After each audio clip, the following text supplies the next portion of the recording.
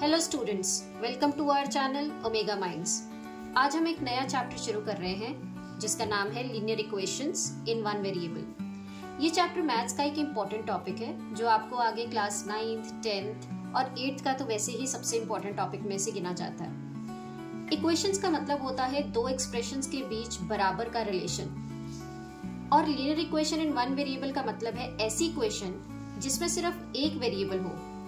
एक वेरिएबल मतलब या x है, y है, आप a ले लीजिए, p, q, m, any variable, लेकिन एक वेरिएबल है और उस वेरिएबल का जो पावर है, उस वेरिएबल का जो पावर है दैट इज इक्वल टू 1। ठीक है, सो जैसे हम एग्जाम्पल की अगर बात करें तो अगर मैं लिख रही हूँ 2x + 3 इक्वल्स टू 7 और एक मैंने लिखा 4 + 6y² इक्वल्स टू 10, तो इसमें से लीनियर इक्वेशन कौन सी होगी?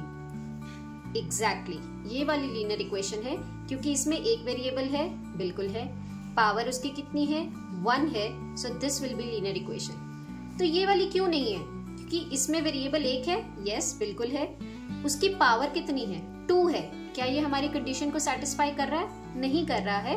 हम बात कर रहे हैं कि एक वेरिएबल हो और उसकी पावर 1 हो, तभी हम उसको कहेंगे linear equation in one variable.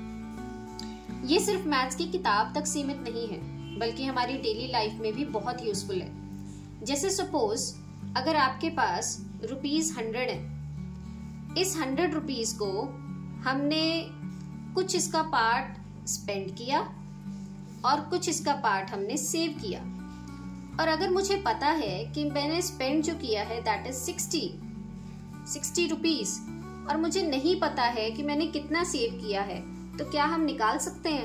Absolutely yes, बहुत सिंपल है। आप कहोगे कि मैम आप 100 में से 60 को माइनस कर दो, जो सेव होगा, जो अमाउंट आएगा वो सेविंग का अमाउंट होगा।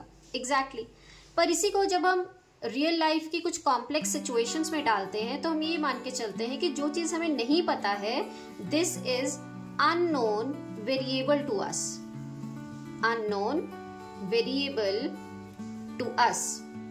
तो इस वेरिएबल को हम चाहे x मान लें, आपको q पसंद है आप q लिख लीजिए, p पसंद है आप p लिख लीजिए, दैट्स फाइन। तो इक्वेशन इसकी क्या बनती है, जितना मैंने सेव किया, जितना मैंने खर्च किया, वो टोटल मिलके कितना बना रहा है, ₹100। तो ये मेरी बन गई linear equation in one variable. तो सबसे पहले एक बात यहाँ से क्लियर ये होती है कि इक्वेशन है क्या।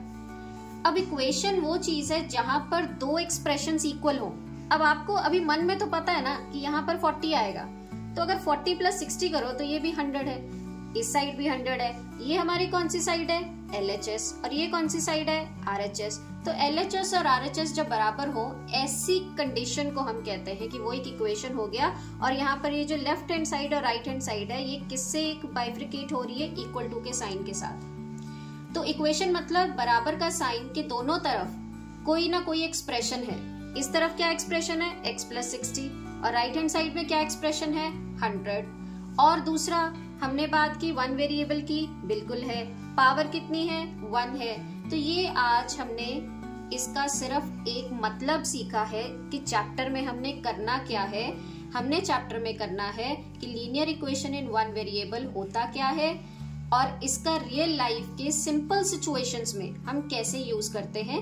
नेक्स्ट क्लास में हम सीखेंगे कि इन इक्वेशंस को सिस्टमैटिकली हम कैसे सॉल्व करेंगे। इसके लिए आपको देखना पड़ेगा पार्ट 2।